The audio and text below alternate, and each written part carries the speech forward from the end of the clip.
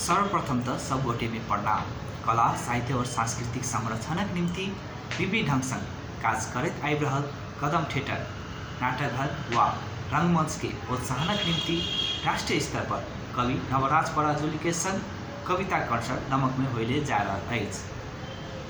कार्यक्रम पौष 28 गते बुधक दिन साँझ 4 बजे से नमक के गोरखा डिपार्टमेंटल स्टोर के सभा हॉल में होइले जा रहल अछि।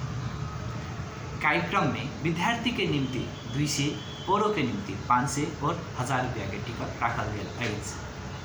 कदम थिएटर के फेसबुक पेज में मैसेज करू और ई सेवा और फोन पे के ऑनलाइन माध्यम से सेहो टिकट बुक करावे ले सकै छी।